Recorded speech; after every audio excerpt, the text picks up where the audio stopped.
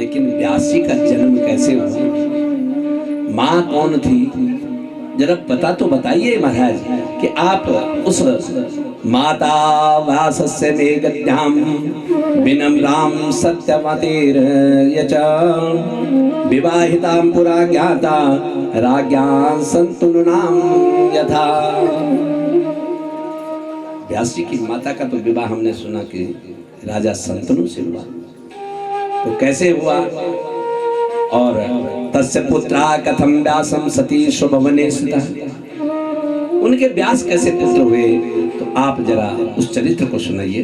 सूत जी कहते हैं प्रणम्याम परमाम शक्ति चतुर्वर्ग प्रदायनी आदि शक्ति वदिष्यामि कथा पौराणिकम शुभाम।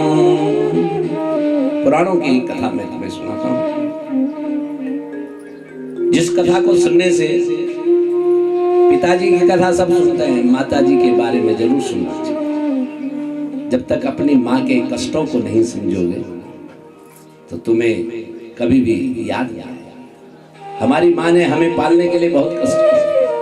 अगर उस जगदम्बा की, उस माँ की कृपा नहीं होती ना, तो आप हम नहीं दिखते, आज हम यहाँ पे नहीं। सबसे बड़ी कृपा किसकी? उस माँ की, जिसने 9 मास में अपने रक्त से हमें संचरण किया, हमें पालन किया।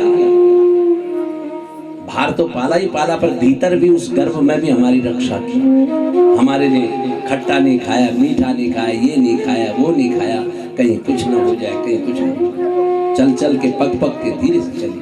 और हम उसी माँ को कहते हैं कि तुमने किया क्या। इसलिए आदि शक्ति वदिष्यामि कथा पौराणिकम शुभ, उस आदि शक्ति की कथा हम तुम्हें सुनाते हैं। एक समय की बात है, एक ऊपर चरी नाम के राजा थे, सत्यवादी थे, धर्मात्मा थे, चेद देश के शासक थे। एक राजा चेद देश के शासक थे और उन्होंने इंद्र की आराधना की। तपस्याम तस्य तुष्टेना विमाना स्फटिकम शुभम। इंद्र ने प्रसन्न होकर उनको एक स्फटिक नाम का विमान दिया और उस दिव्य विमान में, वो विमान ऐसा था कि जहां इंद्र चाहते थे वहां पहुंच जाते। विचरने लगे, कभी भूमि पे उतरते तो कभी कहीं भी चले जाते, तो मार्ग में सर्वत्र यात्रा करते रहते थे। ऐसा उनके पास विमान था। विख्याता सर्वलोकेषु धर्मनेत्रं स भूपते तस्या भार्या बरारोहा गिरिका नाम सुंदरे। उनके जब पृथ्वी पे आए तो ओपरचेरी नाम के वो वसु के रूप में प्रकट हुए। वसु थे और राजा थे, तीनों लोकों में विख्यात थे। और उनकी जो पत्नी थी ना, उसका नाम था गिरिका, बड़ी पतिव्रता। बसोस्ते पत्नी गिरिका कामान काले निबध्यते ऋतु काला मनु प्राप्ता स्नाता पुंस बने शुभे। ये जब पत्नी ऋतु काल में आई तो उसके बाद स्नान इत्यादि से निवृत्त हुई, पति से समावेश चाह रही थी। लेकिन आकाशवाणी हुई, हे राजन, हे ऊपर चिर राजा, हम तुम्हारे पितृ कह रहे हैं, हमारे लिए वन जीव का मांस चाहिए, पितरों को मांस चढ़ता है। अब आप कहेंगे नहीं, कहाँ चढ़ता है? पहले जमाने में पितृ को धर देता हूँ, बकरू मरे जान कह नहीं याद है। मांस, आज मांस उड़द की दाल के पकोड़े बन गए। आज्ञा हुई, पितरों ने कहा भैया हमें मांस चाहिए, और वन से, वन जीव का मांस, मृग का मांस। राजा अपनी पत्नी को ऋतुमती छोड़ करके वन में चले गए। जब वन में गए, गृहाणेदं महाभागम गच्छं शीघ्र गृहं मम मत प्रीत्यार्थमयं स्वप्नं गृहीत्वा तं गृहं नयः। उनकी जो पत्नी थी वो ऋतुमती थी, आसक्त था। जंगल में राजा ऊपरीचर गए और इनका रज जो है गिरा, उन्होंने उस रज को संभाला, एक पुट में उसको संचरण पुड़खे में रखा और कहा भैया, वहीं सामने से एक बाज देखा और बाज को कहा ये हमारी पत्नी को देखा, हम शिकार खेल के आते हैं।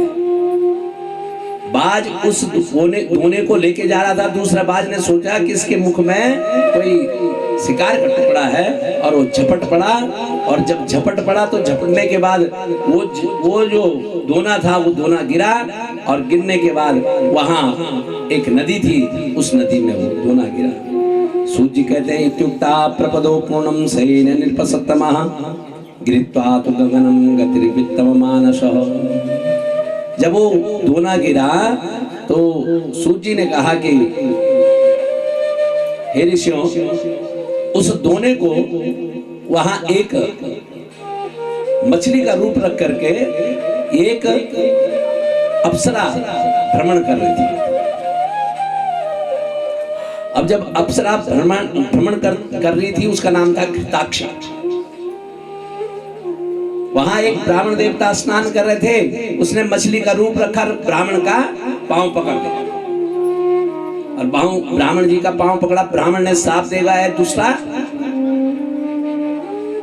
तूने मेरा पांव पकड़ दिया। वो अप्सरा बन गई। अप्सरा बनी तो बोले महाराज मैंने तो जरा मजाक किया था। बोले जा तुम मछली बन गया। तो बोले भगवान मेरा क्या होगा, मेरा उद्धार ब्राह्मण देवता कैसे होगा। तो बोले जा, जो तेरे पेट से पैदा होंगे 2 यमज संतान होंगी और बिना संसर्ग के तेरी संतान होगी, और तेरे उसी दिन तेरा ये साप भी मुक्त हो जाएगा। घृताक्षी नीचे जल में जल कीड़ा करने लगी। वो जो दोना था वो दोने को पी गई पानी के साथ में, इसका गर्भ रह गया। ये मछली के रूप में भ्रमण करने लगी। रागे निवेदयामासो पुत्रो दो सुतभा। वो घृताक्षी आद्रिका नाम की जो अप्सरा थी, वो उस जल कीड़ा के साथ में उसको पान करके उसकी उद्दंडता से जो उसको साप मिला, उस साप को मन में रख करके गर्भवती हो गई। और उस मछली का नाम सफरी नाम की मछली पड़ी। संयोगवश उस अंश को उसने जब पिया तो संयोगवश वो जो है एक मछुआरे ने उसको पकड़ लिया,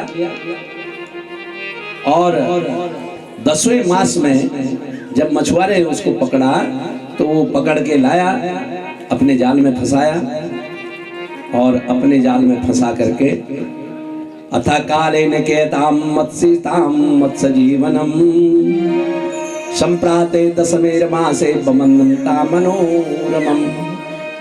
उसने घर में ला करके उस मछली का जब पेट फाड़ा तो वहां से 2, एक स्त्री, एक कन्या और एक पुरुष उत्पन्न, एक बालक। उदरम विददाराशूचना तस्याम मत्स्य जीवनम युग्मं विनिर्सुतं सूतं तदुरात्मनिसाकृते। सूची कहते हैं हे सौनकादि ऋषियों, उस मछली की, वो जो सफरी नाम की मछली थी, उसके गर्भ से 2 बच्चे पैदा हुए, एक पुत्री और एक पुत्र। बाल कुमार शुभागस्ताम कन्या शुभावाननः दृष्टाश्चर्यमिदं सूतं विस्मयं परम गतः। उस मछुआरे ने देखा, बड़ा विस्मय में पड़ गया, और दोनों को राजा के पास ले गए, उपरिचित राजा के पास ले गए। ध्यान देना,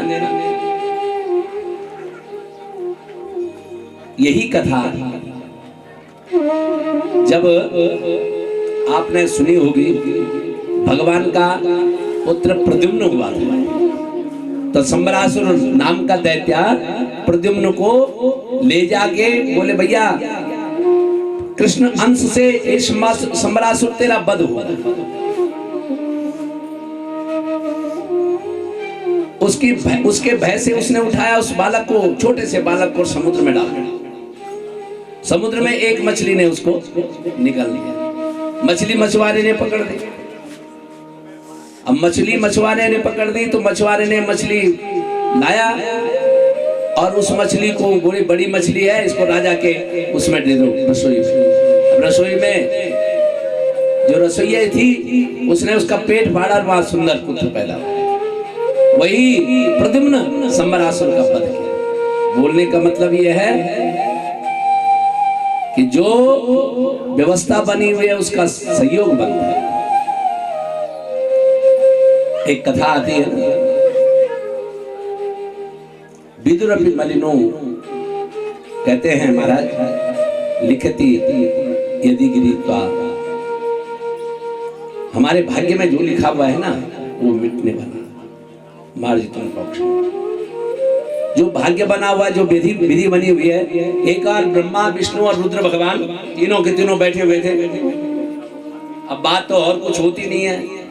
हम जब मर्द लोग बैठ जाती है तो आजकल आज जमन हम जब 2-4 लोग बैठ जाओ बोल दिए कद गवा साहब कत्तन का कद गवा, जब 2-4 लोग बैठ जाए। पहले जमन हम दिन बोल छा भैया कुटुंब परिवार को कहे, आज के जमाने में अपनी अपनी लगाते हैं।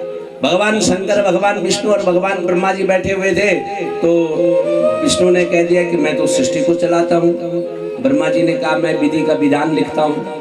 शंकर ने कहा हम मारे न तो आएंगे कहाँ से, जब मारेंगे तभी तो भैया, नहीं तो घर भर जाएगा। तो मारने का काम छटाई तो मैं ही करता हूँ। अरे बोले तुम कुछ नहीं हो। ब्रह्मा जी ने कहा नहीं, मैं जो कहूंगा वो होगा। तो बोले क्या कह रहे हो तुम? बोले देखो अब मैं तुम्हें एक बात बता रहा हूं, ये जो नाई का लड़का है ना, फलाने राजा के लड़के की शादी, इसकी शादी होनी, लिख दिया मैंने। उस राजा की जो लड़की है उसके साथ, जो उसका नाई है उसके नाई के लड़के के साथ शादी। भगवान ने कहा ऐसा कैसे हो जाएगा? बोले हो जाएगा, हम करवाएंगे। तो बोले हम भी देखते हैं। तीनों देवता अपने अपने कर्म में लग गए। बोले ब्रह्मा की बात सत्य नहीं होनी चाहिए। राजा ने अपनी कन्या का विवाह कर दिया महाराज, किसी राजा के लड़के के साथ नियुक्त हो गया। बारात की तैयारी हो गई, बारात आने लगी। अब बारात आने लगी तो ब्रह्मा जी समझ गए। भगवान विष्णु ने, शंकर जी ने क्या किया कि ब्रह्मा जी को नहीं बताया। अब बताया नहीं तो उन्होंने उस बालक को, नाई के लड़के को पकड़ा और एक संपुट, एक बक्से में रखा और बक्से में रख करके गांव के कुछ दूर, नगर के कुछ दूर खड्डा खोदा और उसमें बक्सा रख दिया। ऊपर से हनुमान जी को चौकीदार बना दिया। बोले यहाँ बैठे रहो। बोले क्यों बैठा रहा हूँ? बोले इसके नीचे कुछ होगा तुम किसी को मत बताना, बस चौकीदारी करो जब तक हम ना। अब देखते हैं ब्रह्मा की ताकत, विधि का विधान क्या होता है। सोचने लगे। अब देखिए व्यवस्था, देखिए ब्रह्मा जी वहां बारात गई राजा के लड़के की। अब राजा ने सोचा कि भैया व्यवस्था ऐसी भी हो रही है कि नाई के लड़का भी जो है हमारी लड़की को वर्ण करना चाह रहा है। बात हो गई। राजा ने कहा मैं झगड़ा नहीं करता हूं, मैं 2 संपुट बनाता हूं, 2 बक्से भर देता हूं, एक में सोना चांदी रत्न इत्यादि और एक में कन्या। जिसपे जिसका हाथ लगेगा भाई उसको दूंगा, झगड़ा मत करो। अब जो मंडप वेदी थी ना उसमें दोनों संपुट रख देगा, दोनों बक्से रख दिए। अब बक्से रख दिए, लोगों ने खाया, जनवासा हुआ, सुंदर भोजन भाजन चला। अब जब सब कुछ खा लिया तो इधर जो है नीचे से रात को आवाज आई, टक टक जो है पत्थर पे लगाया। ऊपर से आवाज, बोले भैया कौन हो? बोले हम तो कोई हैं, पर आप कौन है? बोले हम हनुमान हैं। अरे तो बोले हनुमान जी हम बहुत भूखे हैं, 1-1.5 दिन हो गया खाना नहीं खाया, न जाने कौन हमें यहाँ बांध के रख गया, क्या होगा? हनुमान जी ने कहा भैया हमें तो रख गए भगवान शंकर और भगवान विष्णु, हम तो बिना आज्ञा के कहीं जाएंगे नहीं। अरे बोले कुछ नहीं, हम कहीं नहीं जाएंगे, तुम ऐसा करो हमारे लिए कुछ खाने की व्यवस्था करो। हनुमान जी ने कहा तो अब सामने एक पड़ोस में एक शादी हो रही है, हनुमान जी को नहीं बताया, शादी हो रही है राजा के यहाँ, अगर कुछ उस शादी में बचा होगा तो मैं ले आता हूँ, पर कहीं मत जाना। अरे बोले हम जाएंगे नहीं, हम तो खड्डे में हैं भैया। हनुमान जी गए। अब गए तो उस दिन वहां पत्तल चाटने के लिए नहीं मिला। देखो विधि का विधान देखिए, पत्तल चाटने एक दाना तक नहीं मिला। हनुमान जी मंडप पे गए।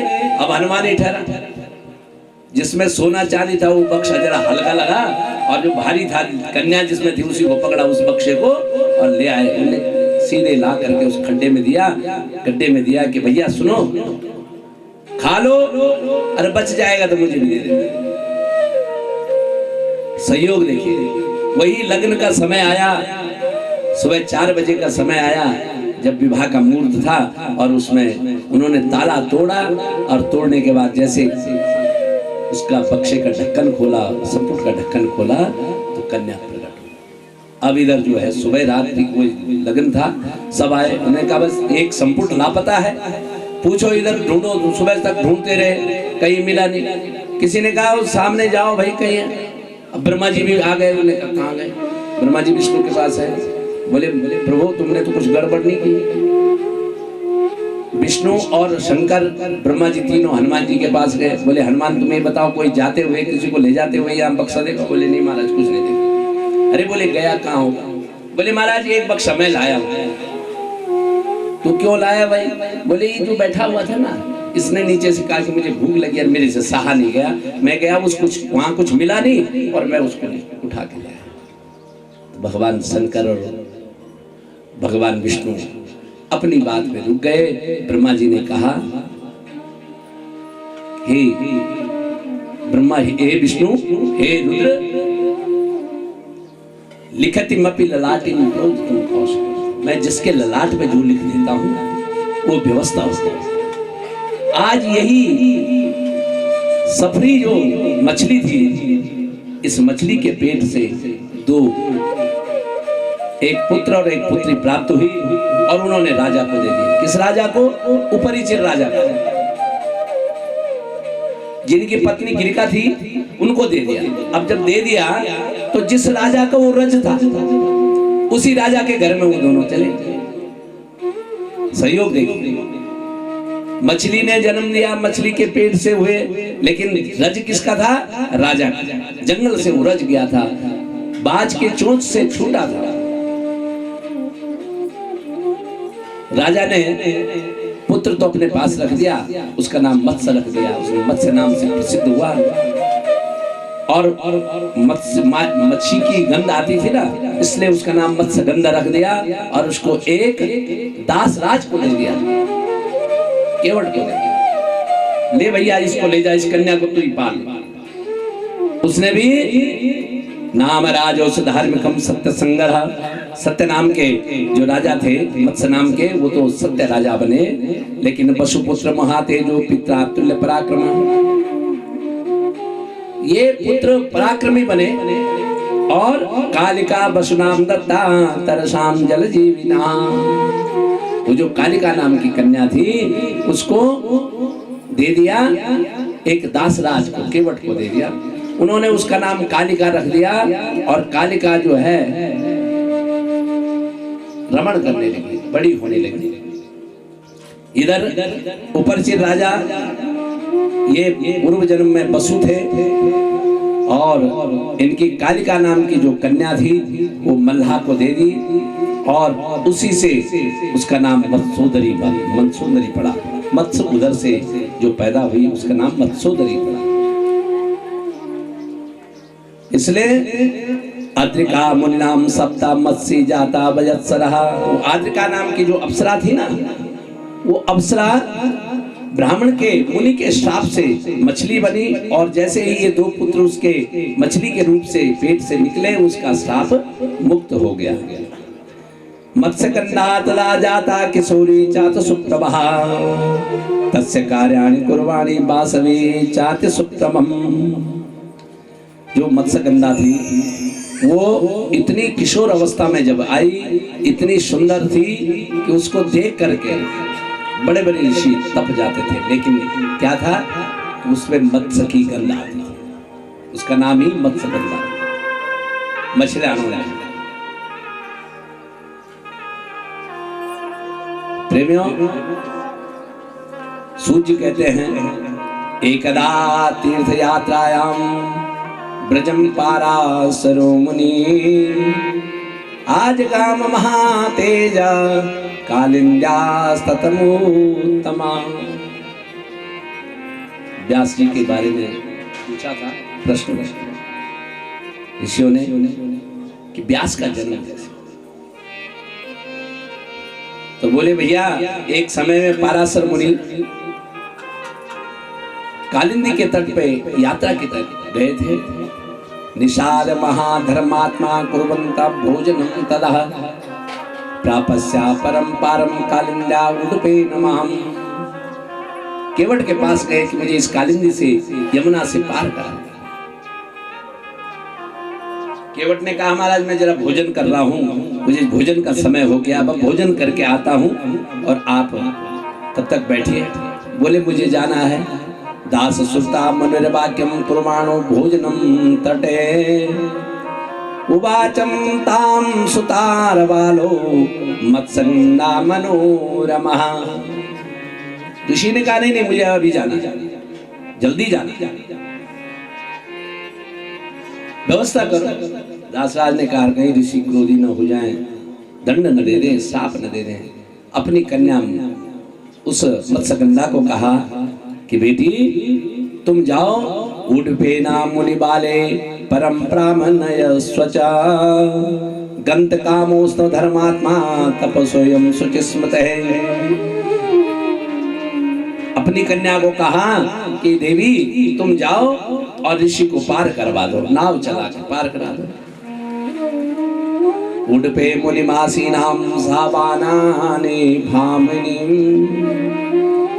ब्रजन सूर्य सुता तो ये भवत्याम देव योगता यस्मात् यदेव यथा च यच्च तस्मात् तदेव तथा ततच्च। जब जब जो जो जैसे जैसे होना होता है ना, माणिक वैसे बनता है। उसी समय आना था ऋषि ने, उसी समय भूख लगनी थी, उसी समय खाना खाना था। वो कन्या घर से खाना लेके आई कि पिताजी तुम दासराज को कि तुम खाना खाओ। इतने में ऋषि आ गए। कन्या ने भी उसी समय आना था, लेकिन संयोग था। उस कन्या ने कहा ठीक है पिताजी। कन्या ने उनको नाव में बिठाया और उनको पार करवाने लगी। तम्बे वसिष्ठदायाता पुनस्सील समन्वितः। पाराशर ऋषि बड़े ज्ञानी। प्रेमियों दक्षिणेन करांगेण स्मृतिष्ठा दक्षिणं करें।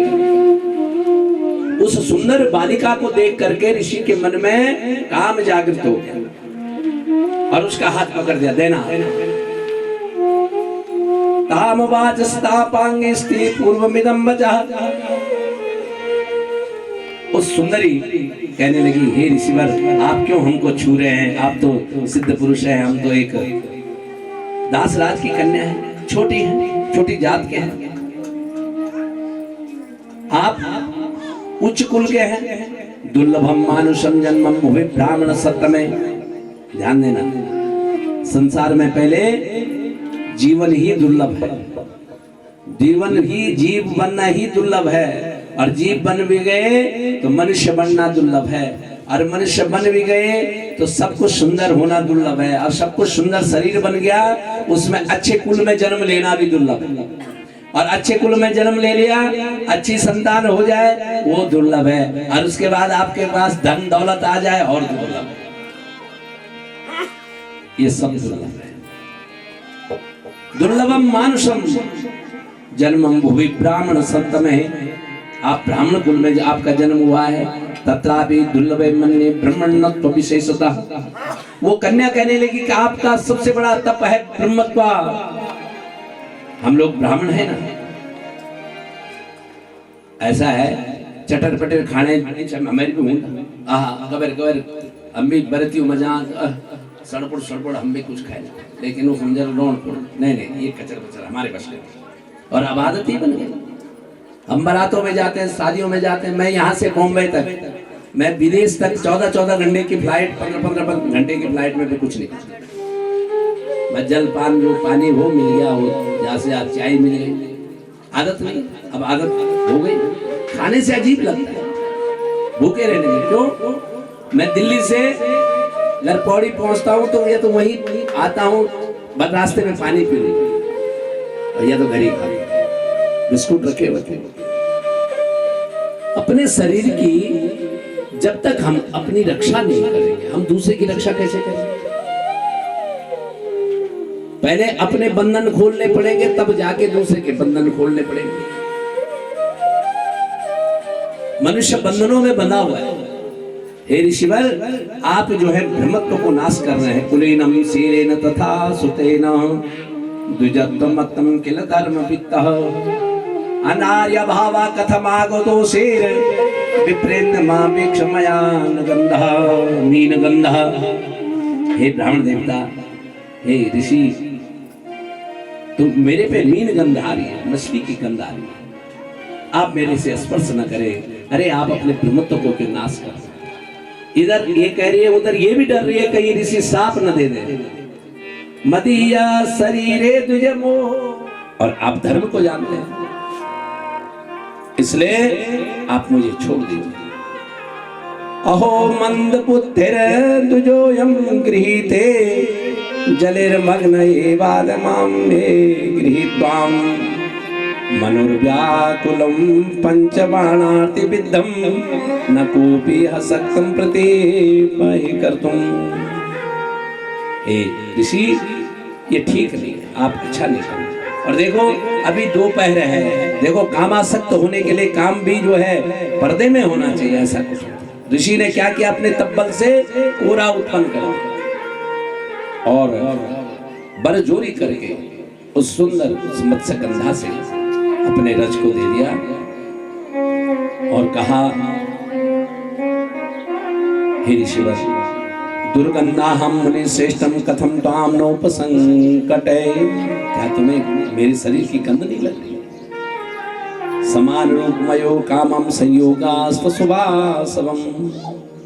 अरे रिश्ते भी तो आपस में बराबर से होने चाहिए, ऐसा ठीक नहीं है। बहुत समझाया।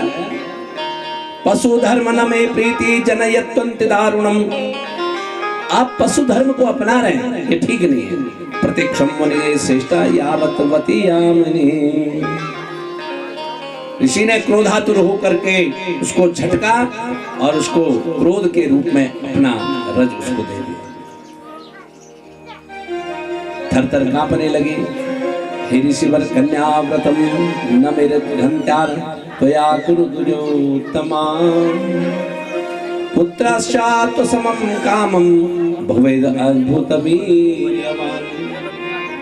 तुमने मेरे कन्या का जो धर्म है, कन्या का कन्या रूप है, वो खराब कर दिया। क्या हो? और मेरे कन्या रूप में अगर कोई बच्चा हो जाएगा तो दुनिया क्या कहे? ऋषि हैं, तपस्वी हैं। उसी समय कहा, गंधोदः सर्वदा में स्यात् यौवनम नव यौवना। हे देवी, तुम हमेशा यौवना रहोगे और आज मैं तुम्हें वचन देता हूं कि तुम्हारे शरीर में जो गंध आती है ना, वो गंध भी आज से खत्म हो जाएगी। और पुत्रस्यात् समं कामं भवद अद्भुत वीर्यवान। जो तुम्हारा पुत्र होगा वो अद्भुत होगा। और कहते हैं पाराशर ऋषि, शृणु सुंदरी पुत्रस्या विष्णु वंश सम सुचे भविष्यन्ति विजाख्यातम त्रिलोक्यम वरवारिणीम। हे देवी, तुम्हारा जो पुत्र होगा वो त्रिलोक में, तीनों लोकों में उसका नाम होगा। विष्णु के वंश से, विष्णु नाम से वो जाना जाएगा। केनाचित कारेण न हम जातम कामातुर वयस्त्वयि कदापि न चलन सम्मोहा भूतपूर्व वरानने। हे वरानने, ये पूर्व जन्म के कर्मों के द्वारा ये कर्म हुआ है, इसलिए जा देव योगेन वीक्षत्वाम कामस्यावश योगिनम।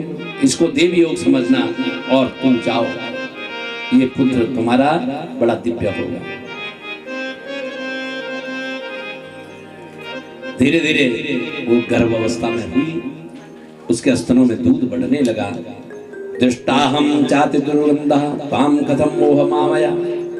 अपने शरीर को देखती है तो जो दुर्गंध है वो दूर जाने लगी। पुण्य करतार पुत्रस्ते भविष्यस्ते बनान नहीं, जो बताया था उस वही धीरे धीरे वो उसके अंश से वैसे ही पुत्र होने लगा। सूर्य कहते हैं इत्युक्तांतम संज्ञातम भुक्ता सा मुनि सत्यमा जगामा तरसा स्नात्वा कालिन्नम सलने शिवे। ऋषि तो चले गए थे और जब ऋषि चले गए तो समय आया युक्ता निर्मयो व्यासम सापि पित्रंतिकांगता द्वीपे नस्तपातम बालतस्म द्वीपायनो भवेत। जब गर्भावस्था में हो गई तो शर्म के मारे उस द्वीप में एक द्वीप में उस द्वीप में गई और वहीं उस बालक को जन्म दिया और उसका नाम काला हुआ। क्यों काला हुआ कि जब ऋषि ने इसको घेर दिया था, पकड़ दिया था, तो इसने अपनी आंख बंद कर दी थी। आंखें बंद की तो काला हुआ। उसका नाम रखा कृष्ण। द्वीप में पैदा हुआ इसलिए कृष्ण द्वीपायन, कृष्ण द्वीपायनम भवत। उसका नाम कृष्ण द्वीपायन रखा गया। जात मात्रो जमान शुद्धि वृद्धि विष्णु संयोगता तीर्थे तीर्थे कृष्ण स्नाना सजारा तप उत्तम। अनेक अनेक तीर्थों में वो बालक स्नान करने लगा। माँ के पास आया, भैया देखे कितनी बड़ी विचित्र बात है, जन्म हुआ होगा लेकिन वो इतना दिव्य ऋषि तेज था कि वो एकदम बहुत जल्दी तरुण हुआ और भाषा वाणी उसकी तरुण होने लगी। समय का जब भाव होता है, समय जब परिवर्तन की तरफ जाता है, आज से 30 और 40 साल पहले 11-11 सालानों भूंदा छा जड़ो मुंडन हमारे गढ़वाल में 11 साल में भेजान कहेगा 5 साल 7 साल में जड़ो मुंडन ऊंचा। आजकल 3 वर्ष में जो बच्चा 12-15 साल में कुछ नहीं बोल पाता था वो बच्चा आज 2 साल का बोल रहा है। ऐसी ऐसी बात बोल रहा है। ये परिवर्तन आ गया। वेद विस्तार कारण याचमाना भवद मुनि पुराणा संगीता चक्रे महाभारत उत्तम। सूची कहते हैं कि सोनका ऋषियों उस बालक ने आगे वेदों का वर्णन लिखा है, वेदों का निरूपण किया है। वेद राशि महाभारत का सबसे बड़ा पुराण 4 लाख श्लोक जिसमें है उसको लेखन किया है। ये इतने बड़े कवि बने। और वेदान कृत विभाग आशा सुमंतम जयपिनम पैलम वैशापायनवावचः। इन्हीं में ब्रह्मा जी ने 4 वेदों को 4 ऋषियों को दिया, सुमंत, जैमिनी, पैल और वैशपायन व्यास। इन ऋषियों को 4 वेद दिए और धर्म वेद जो दिया वो दिया व्यास जी को। असिति देवलश्चैव सूक्ष्म चैव स्वात्मजम्। बड़े बड़े ऋषियों ने जो वेद का उपनिषद जो लिखे उनमें सबसे बड़े नाम पे व्यास जी है। एतत् कथितं सर्वं कारणं मुनिषत्तमः सत्य सत्त्वा सुतास्यापि समुत्प्याति च शुभम्। इसलिए उस दास राज के कन्या से भगवान व्यास जी का जन्म हुआ। बोले व्यासदेव भगवान की संस्कारेण उत्पत्ति कथिताश्चार्य कारणे। प्रेमियों ध्यान देना, जीवन में कभी कभी हमने सुना कि शांतनु की प्रथम कन्या से भीष्म जैसे पुत्र उत्पन्न हुए और दूसरी कन्या से दूसरे विवाह से विचित्र वीर्यमानोषु सत्यवत्या सुतो नृपः। सूर्य कहते हैं कि दूसरी पत्नी से विचित्र वीर्य और चित्रांगद 2 भी पुत्र हुए। ज्येष्ठ बीस में स्थिते पूर्वे धर्मिष्ठा रूपवत्वः कृतावान कथम राज्यम स्थापितस्ते न जानतम। व्यास जी जब बड़े हो गए तो जाने लगे और तीर्थों में जाकर के तप करने लगे। मैया से कह गए, मैया कभी मेरी आवश्यकता पड़ेगी तो मुझे याद कर लेना, जब तुम याद करोगे मैं उपस्थित हो जाऊंगा। तो बोले बेटा, ऋषि के उन वचनों को मैंने याद किया, मेरा कौमार्य रूप भी समाप्त नहीं हुआ और मेरी जो मत्स्य गंध थी, मछली की गंध थी, वो भी दूर हो गई। विचित्र और चित्रांगद इनके पुत्र हुए। तो शौनकादि ऋषि कहते हैं कि महाराज कैसे हुए, कब हुए, कहाँ हुए, शांतनु से विवाह का क्या योग बना। अधर्मस्तु कृतम तस्माद् व्यसनेन अन्वित तेजसा ज्येष्ठेन भ्रातृभार्यायां पुत्रवादितिर्वितिः।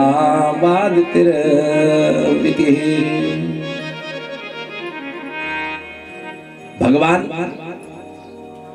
महाराज कहते हैं कि महाराज शांतनु का विवाह पूर्व विवाह गंगा से, शांतनु का विवाह गंगा से हुआ। तो बोले गंगा से कैसे हुआ? जो पहली पत्नी थी महाराज शांतनु की, ये गंगा के पति थे और दूसरी पत्नी थी सत्यवती। बोले हे रानी, हे शौनकादिशो, एकदा ब्रह्मा सदनं गतो राजा महाविशः सुरा सर्वे समाजग्मो सेवनार्थ प्रजापति। एक समय की बात है कि महाविष्णु नाम के एक राजा थे, सतयुग में सत्यपति। ब्रह्मा जी के एक भवन में एक सभा चल रही थी। राजा महाविष्णु भी गए और वहां एक गंगा महानदी तत्रा सस्ता सेवतम विभु, वहां गंगा नदी स्त्री के रूप में सेवा कर रहे थे। अब जब गए, सब बैठे हुए थे, जब जलपान लेके जल लेके गंगा आई तो कैसा दिखा? तस्यावासम समुद्भूतम मारुतेन तपस्विनः। उसका जब झुकी तो झुकते ही पल्लू जो है गिर गया। किसका? गंगा।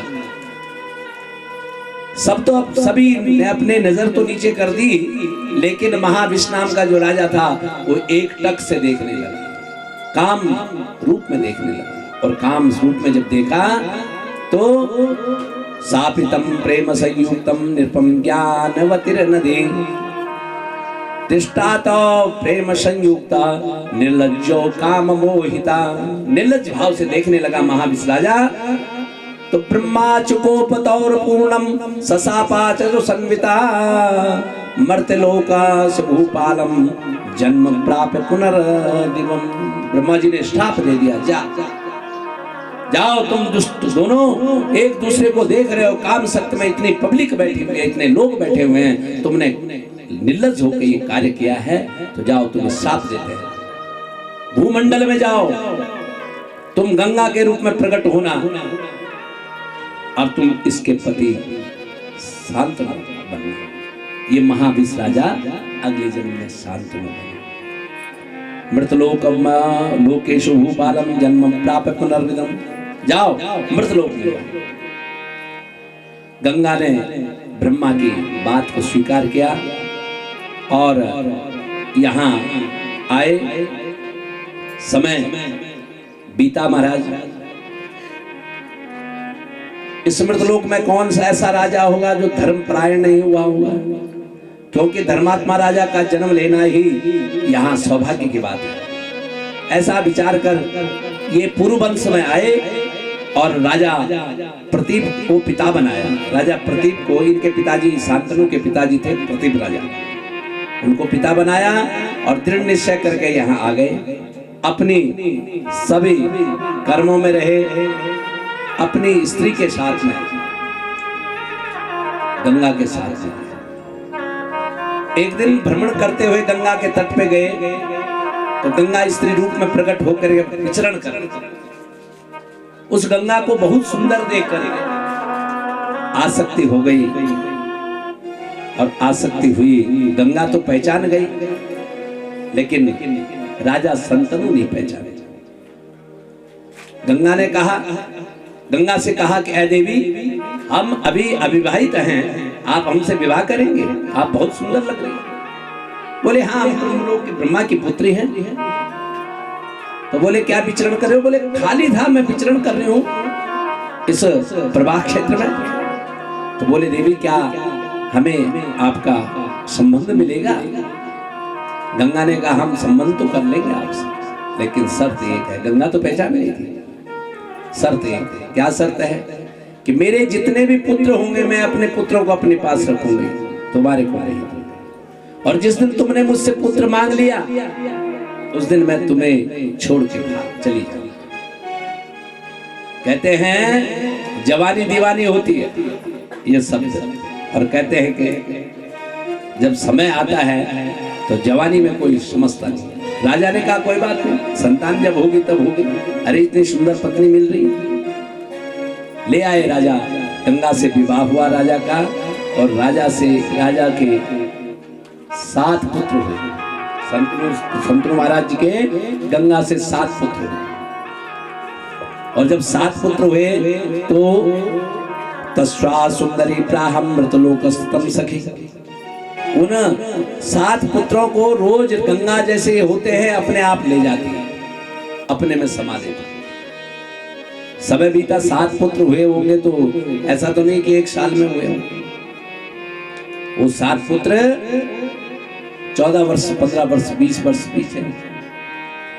8वें पुत्र जब हुए, ये इनका नाम देवव्रत रखा गया।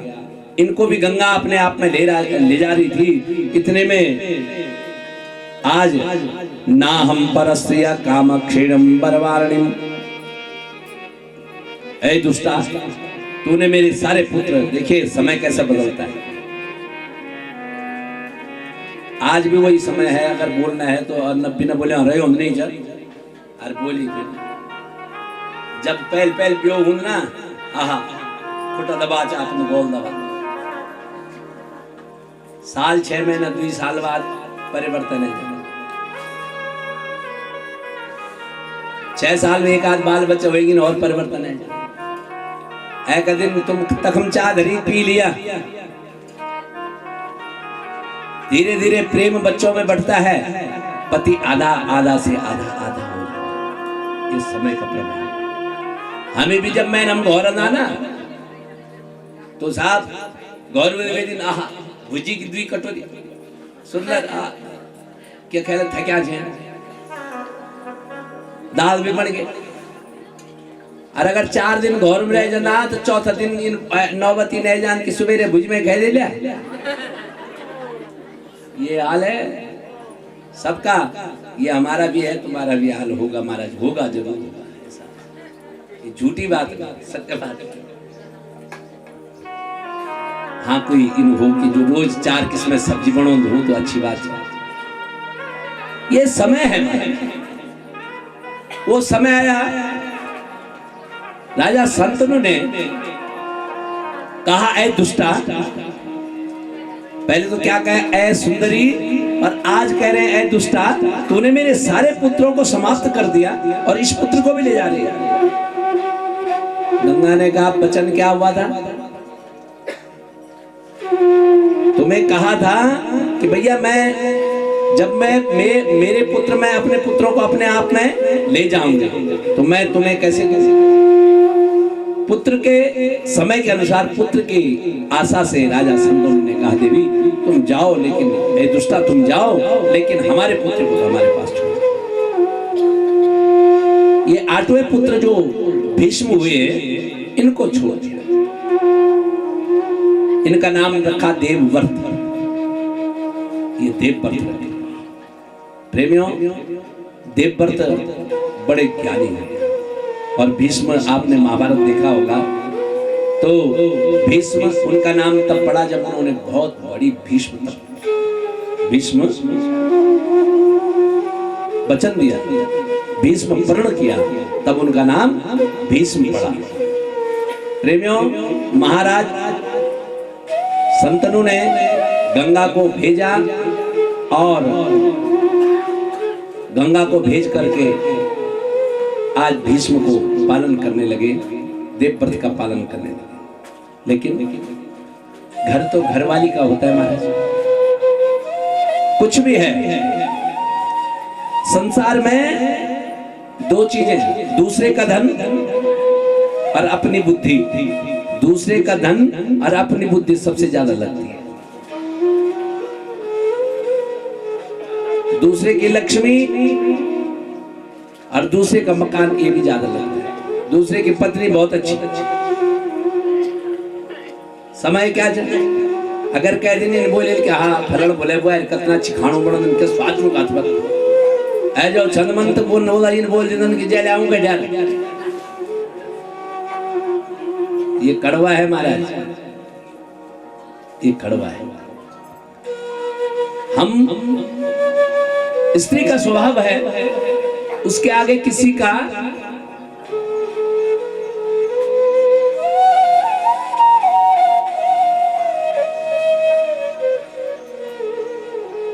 बड़े निकल जाए, बहन बोला बड़े तो बिल्कुल नहीं निकल जाए अपना घर। अगर ठीक ठाक रहो सभी पुरुष वर्ग बोला तो अपना घर में निकला कह कि बड़े न करूं। सबसे सुंदर अपनी घर में आते बराबर तुम बोलो जो दूधा के धार लग जाए, रोज कई किस्म खाना बन जा। अगर कह दिन बोले कि क्या बना रखा ये, तो खाना मिलना मुश्किल हो जाए। और अभी तो मिल भी रहा है, आगे मिलने वाला भी। अभी तो फिर भी माताएं अभी भी उस धर्मों में हैं। प्रेमियों, जो राजा संतनु हैं बड़ी चिंता में रहे कि उनकी पत्नी है नहीं, क्या करे, बालक को पालना है। राजा सोनकाल ऋषि पूछते हैं महाराज आप ये बताइए कि ये 7 पुत्र क्यों गंगा लेगा? पहले पूर्व जन्म में ये इनके 3 जन्म, एक कल्प में ये वसु थे। इन्होंने वशिष्ठ महाराज की नंदिनी गौ को चुराया था। कामधेनु की बच्ची जो नंदिनी थी उसको दिया नहीं था, तो वशिष्ठ महाराज जी ने इनको श्राप दिया था कि जाओ तुम्हारा जन्म होते ही तुम समाप्त हो जाओ। एक जन्म में ये वो वसु हुए, उन वसुओं को श्राप मिला, तो दूसरा जन्म इनका कहाँ हुआ? ये प्रहलाद के भाई हुए जिसको हिरण्याक्ष ने मारा, पहला जन्म। दूसरे कल्प में ये देवकी के अंश से 6 पुत्र हुए, 7वां संकर्षण दूसरे गर्भ में गया, इसलिए 7 वसु हुए। और इस बार ये गंगा के पास आए, गंगा के पुत्र बन करके इनको साफ था कि तुम्हारा जन्म होगा और जन्म होते ही समाप्त हो जाओ। इसलिए कहते हैं महाराज पूर्व जन्म त्वया कर्मा, पूर्व जन्म त्वया धनम, पूर्व जन्म त्वया भार्या, अग्रे धावति धावति। हमारे पूर्व जन्मों के कर्म के द्वारा हमें पुत्र, भार्या, पत्नी, भाई, बंधु सब आगे आगे हमारे आते हैं, तो किसी भी रूप में आ जाना है। अगर किसी की पत्नी खराब है, किसी का पति खराब है, ये भी पूर्व जन्म के कर्म है। किसी दोनों के घर में ठीक नहीं है, कोई गरीब है कोई अमीर है, ये भी पूर्व जन्म के कर्म। लेकिन जो दिया है उसको स्वीकार करना चाहिए, परमात्मा में होना चाहिए। जिस दिन हमारे समझ में ये आ जाएगा ना कि सब कुछ परमात्मा का है, उस दिन हमारा कार्य सफल हो जाएगा, हमारा जीना सीना। लेकिन हम सोचते हैं नहीं ऐसा क्यों? जिस दिन ये समझ में आ जाएगी कि पूर्व जन्म के कर्मों के द्वारा ये जो हमारे बालक अच्छे नहीं हुए या बुरे हो गए, ये बहुत अच्छे हो गए, जो समझ में आया, हम क्या करते हैं? कल्पना करते हैं, प्रतिस्पर्धा करते हैं, इच्छा करते हैं कि फलाना ने बहुत अच्छा पढ़ना बोल जा, हमने उनके लिए नहीं पढ़ना। अरे वो पढ़ेगा कहां से? पूर्व जन्म में तुम्हारा व्यवस्था वही है। एक कथा आती है ना, एक पंडित जी थे ना, अब पंडित जी हमेशा अपनी पत्नी की, अरे हमारी लक्ष्मी तो, हमारी लक्ष्मी के बराबर तो कोई है नहीं। सेठ जी ने सोचा कि पंडित जी रोज पढ़ाई करते हैं, जरा देखते हैं उनकी पत्नी कितनी अच्छी है, जरा एक बार मिलने चलते हैं। एक आटा चावल का एक पोटली बनाई और पंडित जी के घर में खाली नहीं जाते। देव मंदिर गुरु मंदिर खाली नहीं जाना चाहिए।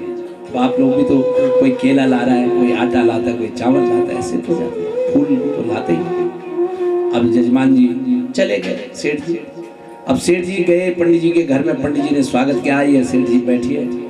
अरे भगवान सेठ जी आए हैं, जरा जलपान ले आओ, चाय बना दो। यही होता है और भाई क्या होता है। तो भीतर बटी आवाज आए कि छाड़ तेरा दूध भर में तेरा जजमाना दूध भर में। सेठ जी ने कहा पंडित जी अपनी पत्नी की तो रोज बड़ाई करते हैं, ऐसा क्यों? पूछा महाराज तुम तो अपनी पत्नी की रोज कहते हो कि हमारी लक्ष्मी हमारी ये है, हमारी पत्नी के बराबर तो कोई नहीं, ऐसा क्यों? बोले सेठ जी अब तुमने पूछ लिया तो बताओ। पूर्व जन्म में मैं कौवा था, ये गौ थी। मैं कौवा था, ये गौ थी। एक चट्टान पे ये घास चुग रही थी, बहुत वृद्ध थी, हड्डियां दिख रही थी। मैं कौवा था, इसकी हड्डी में एक कीड़ा था, उसको खाने के लिए मैंने चोंच मारा, और चोंच जब मारा तो उस हड्डी पे मेरा चोंच चिपक गया, मैं उसको निकाल नहीं पाया, और ये बेचारी इसको दर्द हुआ, रही उछली और उस चट्टान से गिरे, दोनों मर गए। दोनों की मौत आ गई। यमराज के यहाँ गए, यमराज जी ने कहा देखो भैया तुम साथ साथ मरे हो, जाओ, तुमने इसको सताया है, अब ये तुम्हें सताएगी। तो जब मेरे पूर्व जन्म के कर्म है, मैं जान रहा हूं, तो क्यों आज उसकी कटती करूं, क्यों बुराई नहीं? जो हो रहा है वो अच्छा हो रहा है, और जो नहीं हो रहा है उसके बारे में हम क्यों कल्पना करें, जो हमें मिलना ही नहीं है। आप बहुत अच्छे हैं, आप बहुत अच्छा खाना बनाते हैं, लेकिन एक ही दिन तो खिलाएंगे, रोज रोज थोड़ी खिला सकते हैं। रोज तो उसी बेचारी के हाथ का खाना है ना, जिसने चाहे नमक डाले ज्यादा, चाहे मिर्ची डाले ज्यादा, उसी का खाना। तो पत्नी जो मिली है, पत्नी पे क्यों बात आई कि पत्नी से ही 3 वंश सुधरते, मातृवंश, पितृवंश। इतने में विद्रानी ने कह दिया कि कन्हैया हमारे घर आ जाना। विदुर जी ने उसकी तरफ देखा, घर में कुछ है नहीं, और तूने बुला दिया, इसको कुछ तो देना पड़ेगा। अच्छा चल चल तू घर चल, ये तो आ जाएगा। भगवान ने कहा कि तुम चलो, बस मैं आया। विदुरानी घर पहुंची, विदुर महाराज जी ने कहा चलो मैं मार्केट जाके, शहर जाके कुछ लाता हूँ, दुकान में जाके। बेचारे के पैसे थे नहीं, गरीब थे। विदुरानी घर में घुसी, इतने में भगवान पहुंच गए। काकी मैं आ गया हूं, तुमने कहा बुलाया क्या? तो बस मैं इसलिए आया कि काकी को देखा नहीं और भूख लगी मेरी, क्या करें। अंदर गई, जितने भी बर्तन थे एक दाना तंदुल चावल का, घर में कुछ नहीं, क्या करें। अपने प्रभु का ध्यान किया, मेरा कन्हैया आया है, भूखा जाएगा, क्या करूं। याद आई, किचन गार्डन होता है ना, बगीचा था, उसमें एक केले का पेड़ था, और केले के पेड़ पे भी केवल 2 केले रह गए। वो 2 केले थे, और उन 2 केलों को गई और उनको लेके आ गई। अब आ गई तो भगवान को देखने लगी, बिठा दिया, बोले बेटो। हाँ बोले काकी तो चलो, जो कुछ लाए वो खिलाओ जल्दी।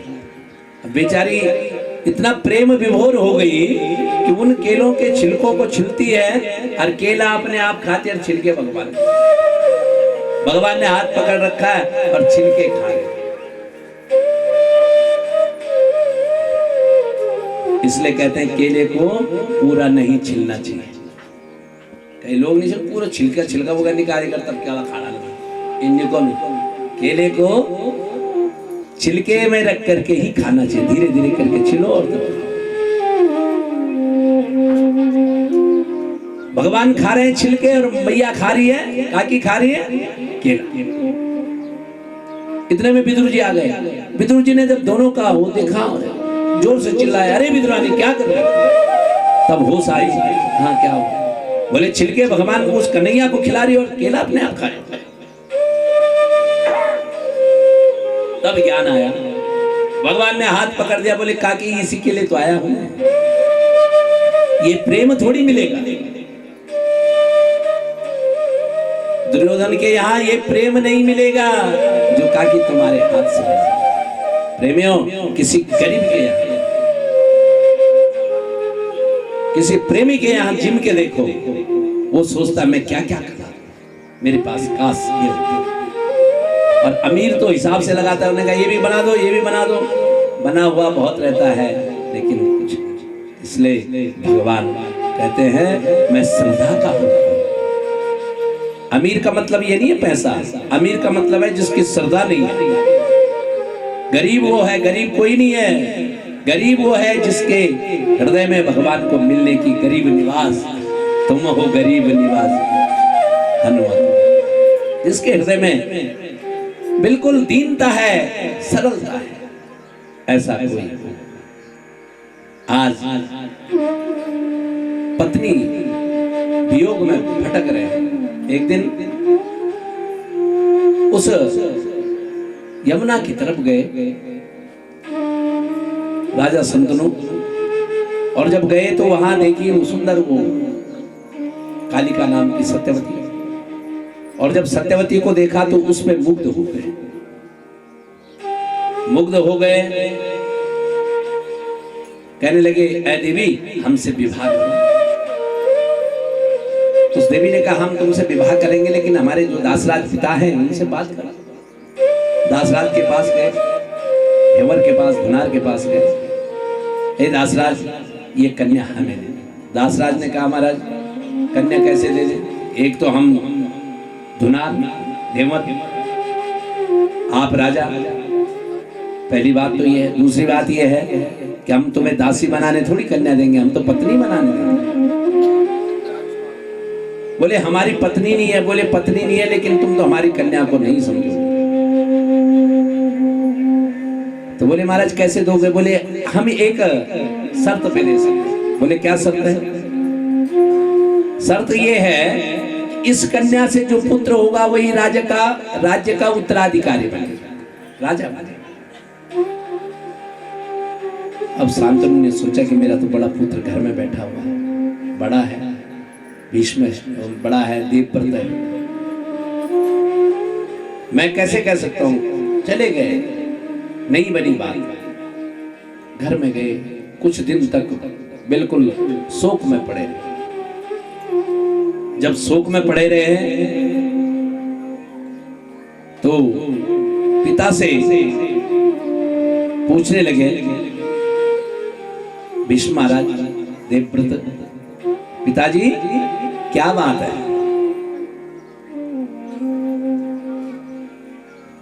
क्या बात है, तुम कुछ बता नहीं रहे हो।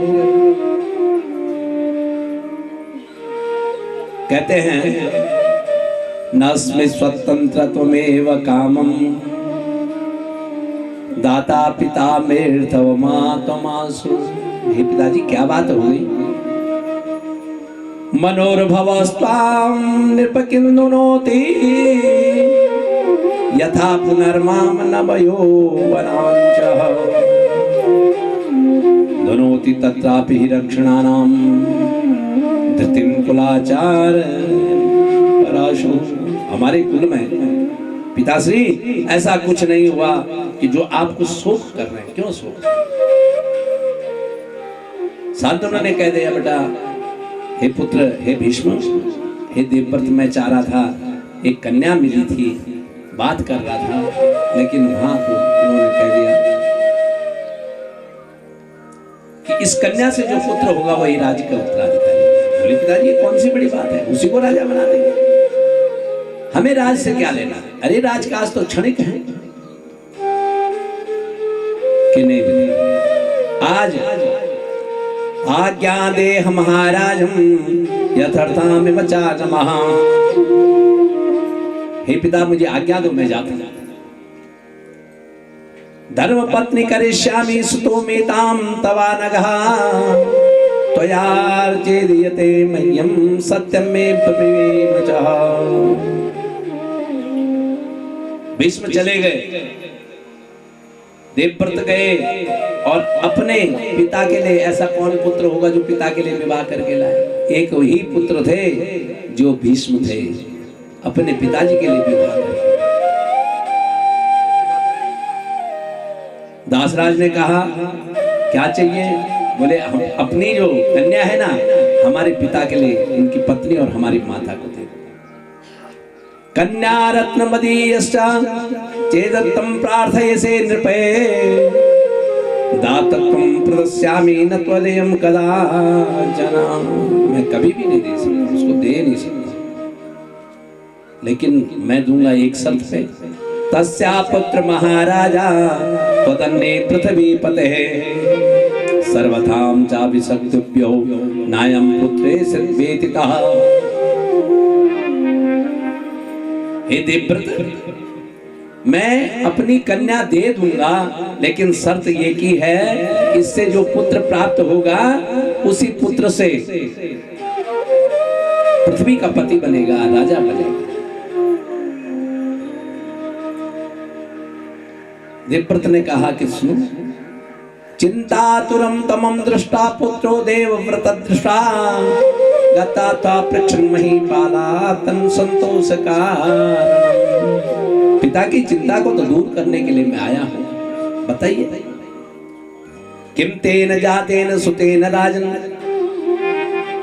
दुखेन जानाति न सासयेदम्, ऋणं गृहीत्वा समपागतोषु प्राग्जन्मनात्रं विचरेण तस्ते। अरे सबसे बड़ा ऋण जो है माता पिता का होता है। जिस पिता के विंद से और माता के उस गर्भ से जीव का जन्म होता है, सबसे बड़ा ऋण उसी का होता है। और धिक्कार है उस मनुष्य के लिए जिसने अपने पितृ ऋणों को उद्धार न किया।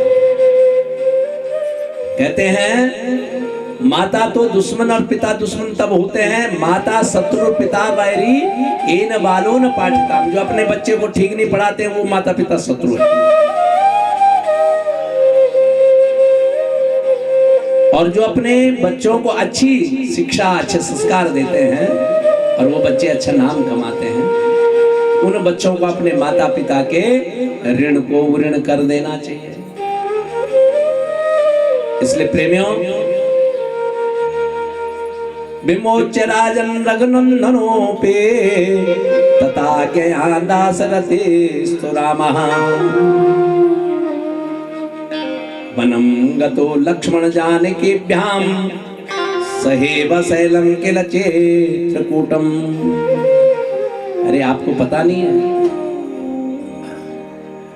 पिता को धारण करने के लिए पिता की आज्ञा मान करके भगवान गए और लक्ष्मण भी उनके साथ में गए।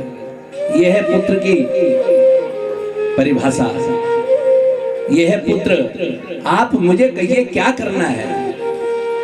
सुतो हरिश्चंद्र नृपस्य राजन, यो रोहितश्चेति प्रसिद्धतात्मः, कृतो विपित्रस्य विप्रणदश्च दासा पितुर्विप्रचक्रे तनूनम्। सुतो हरिश्चंद्र, हरिश्चंद्र ने गुरु के ऋण के लिए अपने पुत्र को भी भेज दिया, सैब्या को भी भेज दिया। प्रेमियों, कुछ किसी के साथ नहीं जाता। हे दासराज, कहीं किसी के साथ नहीं। इसलिए कहा गया कि कुरकराट त्वे फरे, ये मन की के कुरकराट त्वे फरे, ये मन की मोरी जान सबन चुचा छोड़ी के, मोरी जान सबन चुचा छोड़ी के, ये कुरकराट त्वे फरे, ये मन की रगराट लगना है यू करो रगराट पे पर, ये मन की के कुरकराट पे पर, ये मन की मोरी जान सबन चुचा छोड़ी की, मोरी जान सबन चुचा छोड़ी।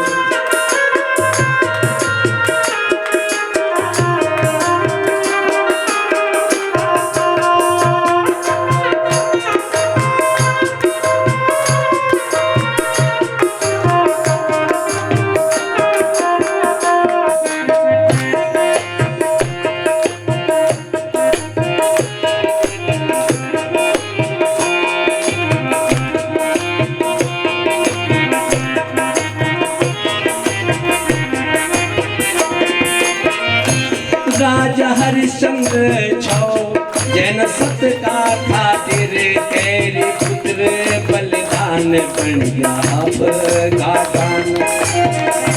राजा हरिश्चंद्र छयो जैन का खातिर कैरी पुत्र बलिदान बन गया अब घाटान बन गया अब घाटान। गोरख रात पे फरे ये मन के गोरख रात पे फरे ये मन की मोर जान सबन तुझा छोड़े के मोर जान सबन तुझा छोड़े के मोर जान सबन तुझा छोड़े के मोर जान सबन तुझा छोड़े के।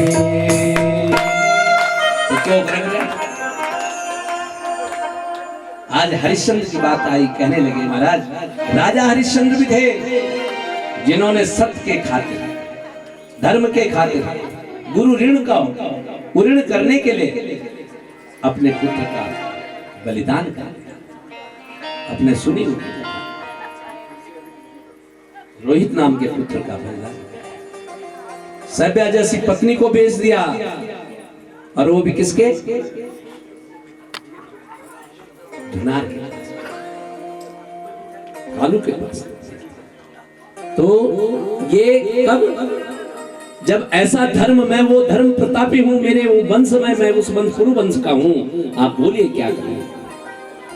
पित्रम दे सुता तेद्यम प्रार्थयामि सुदोद्यमम माता में सुते तेजो दास्याम नाम परतन तपः। मेरे पिताजी के लिए हम आपकी कन्या को मांगने, माता मांगने आए, दे दो।